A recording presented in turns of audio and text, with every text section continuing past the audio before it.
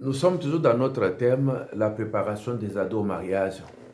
Dans nos dernières vidéos, nous avons parlé de la préparation morale ainsi de la préparation à la propriété.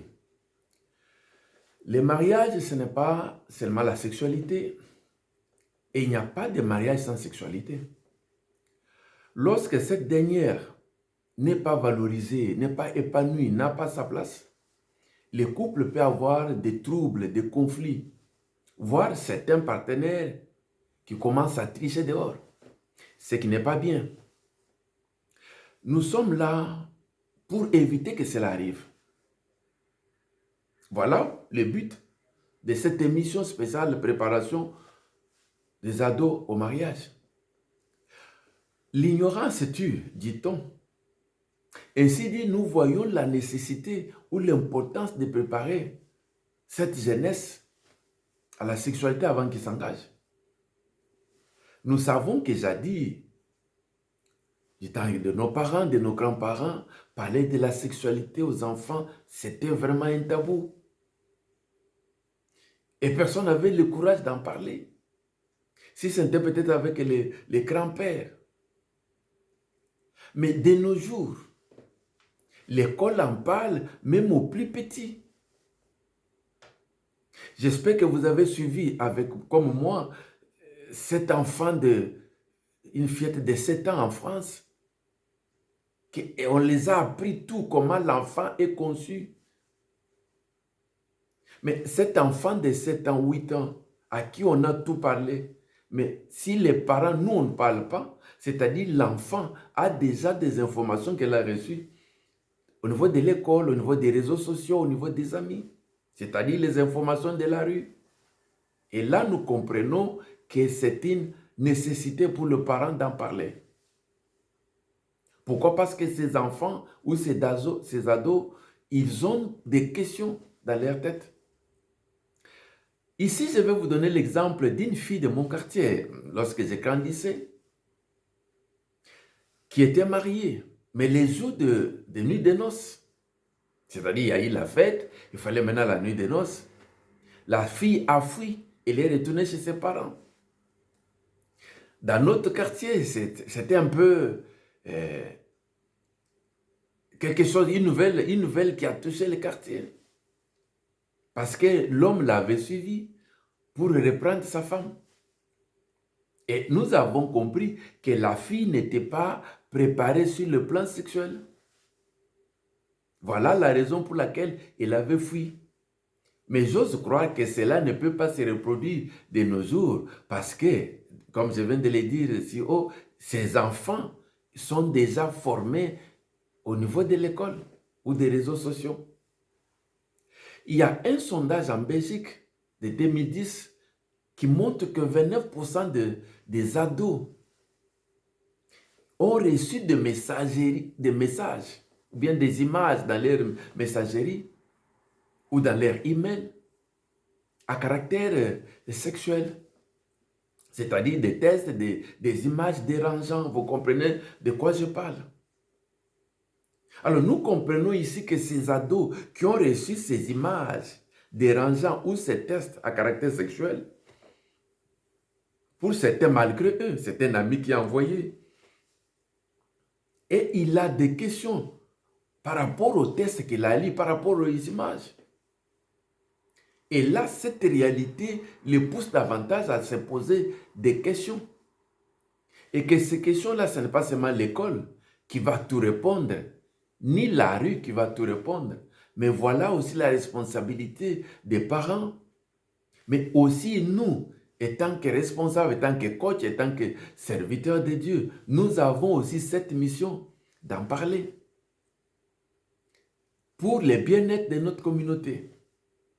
Alors nous comprenons que ce sujet est délicat et essentiel.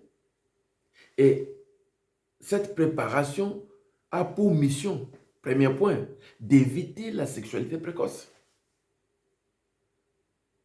Dans la sexualité précoce, je prends l'exemple de ces jeunes filles de 13 ans, 14 ans, 15 ans qui sont devenues des enfants mères. Et quand cela arrive, l'école, on ne peut pas continuer Il y a d'autres qui, leur vie s'est terminée comme ça, parce qu'elle est devenue mère à la maison. Ou parfois même les garçons, à 16 ans, 17 ans, il est encore irresponsable. Et je crois que cette préparation, c'est pour éviter que les ados ne puissent pas tomber dans cette situation. Deuxième mission, c'est de donner l'éducation sexuelle par rapport à la culture ou à la religion. Nous savons que la sexualité n'est pas toujours vue de la même façon en Europe, en Afrique ou en Asie, dans certains pays, par rapport à la culture ou par rapport à la religion. Alors nous comprenons qu'en donnant cette formation, cet encadrement aux ados, c'est-à-dire ils deviennent responsables par rapport à leur culture ou leur religion. Troisième élément, c'est leur donner des notions de reproduction ou alors de contraception. Dans les premiers points, nous avons vu qu'il y a eu des enfants qui sont devenus des mères. Alors, les ados doivent comprendre l'importance de la contraception et à quel moment on peut parler de la reproduction. On ne peut parler de la reproduction que quand on est majeur, c'est-à-dire on est en mesure de prendre soin de l'enfant qui sera né, de les nourrir, ainsi de suite. Quatrième élément, nous comprenons ici, c'est cette préparation aide encore les ados à se protéger contre les maladies. Ce que nous appelons les MST, les maladies sexuellement transmissibles. Les enfants sont exposés, les ados sont exposés. Mais s'ils ne sont pas formés, si on ne leur parle pas, c'est-à-dire ils peuvent s'engager dans un mauvais terrain. Ici, je vous donne encore un exemple d'une sœur on avait demandé la main par un homme. Son pasteur avait demandé qu'il puisse s'examiner, mais ils étaient emportés par l'amour. Ils se sont mariés comme ça, et pourtant, l'homme était malade. Lorsqu'ils ont eu leur premier enfant, au bout d'une année, à la naissance même de l'enfant, quelques mois après, l'enfant est mort. Et lorsqu'on a fait des examens, à ce moment-là, on a découvert que les parents ou les papas étaient malades. De même aussi avec la femme. Au bout de quelques mois, c'était l'homme qui est décédé. Et par après, c'était la femme. Alors, nous comprenons par cet exemple que ce couple est parti parce qu'ils n'ont pas obéi à ces principes de s'examiner, à se protéger, à reconnaître que non, ces maladies, ce ne sont pas des aventures, mais c'est une réalité. Il y a même certains ados aussi, même de nos jours, qui pensent que non, ce sont les on-dit, mais plutôt ce sont des réalités. Cinquième élément, les ados doivent comprendre que la sexualité avant le mariage n'est pas la même que dans le mariage. Ici, il y a encore beaucoup de choses à dire, mais je voulais vous donner l'exemple de ces versets bibliques dans 1 Corinthiens chapitre 7, les versets 3 au verset 5. Ici, c'est un conseil aussi aux mariés, que les mariés comprennent que le corps de la femme ne lui appartient pas, appartient à l'homme. De même aussi, le corps de l'homme ne lui appartient pas, appartient à la femme. Mais malgré cela, on est appelé quand même à une certaine compréhension, à un dialogue. Comprendre que même si cela est comme ça, mais il y a certains éléments qu'il faut aussi tenir en compte. Par exemple, les cas de fatigue, les cas de maladie, et ainsi de suite. Sixième élément, cette préparation permet aux ados de se connaître soi-même et de connaître aussi l'autre. La femme ou l'homme qui est à côté de moi, comment il est, comment son corps fonctionne. Et lorsqu'on connaît l'autre, ça permet aussi de cohabiter tout en évitant certains problèmes qui peuvent arriver. Et septième élément, nous comprenons qu'il y a des notions de fidélité. Lorsqu'un jeune garçon ou fille qui se marie, mais doit connaître que je dois être fidèle à mon partenaire. c'est ces notions-là de morale sur le plan sexuel qui sont aussi très importantes. Être fidèle à l'autre. Et quelles sont mes responsabilités par rapport à moi-même et par rapport à mon partenaire? Que ce soit sur le plan physique, sur le plan psychologique ou sur le plan de l'affection. Et tout ça, c'est très important.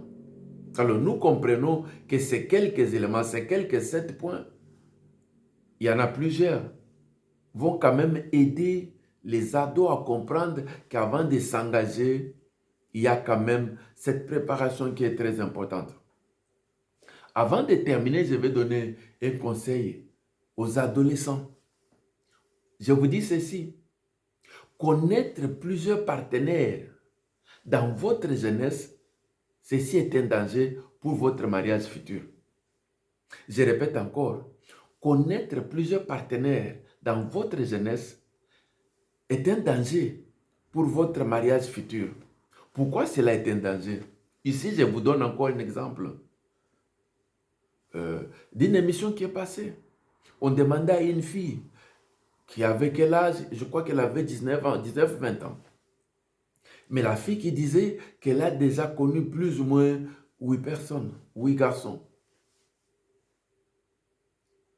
Ici, ce n'est pas connaître de connaître, mais c'est-à-dire elle est déjà sortie avec ces 8 garçons.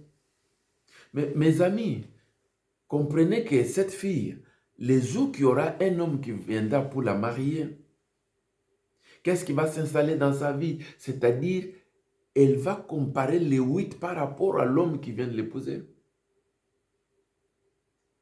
Et là, il y a cette comparaison qui s'installe, il y a l'insatisfaction qui s'installe. L'insatisfaction sur tout le plan. Sur le plan affectif, sur le plan social, sur le plan financier, mais aussi sur le plan sexuel.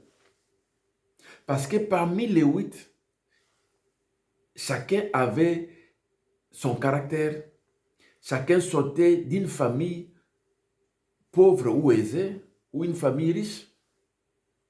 Et cela pouvait aussi influencer les relations avec cette fille.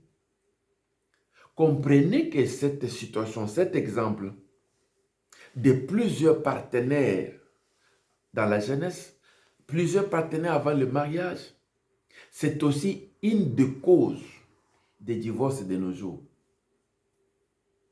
Parce que l'homme qui va épouser la fille, peut-être n'est pas à la hauteur par rapport à 1 ou 2, 3 hommes que cette fille avait connus. J'espère que cette vidéo vous a édifié. Ne manquez pas de nous écrire vos remarques. Ça va nous aider pour l'amélioration de notre émission. Et nous avons besoin de votre soutien. Si vous ne nous suivez pas, si vous ne regardez pas, c'est-à-dire notre émission n'a pas la valeur d'exister. Voilà pourquoi nous tenons sur vous, nous comptons sur vous. Vraiment, que Dieu vous bénisse. Au revoir.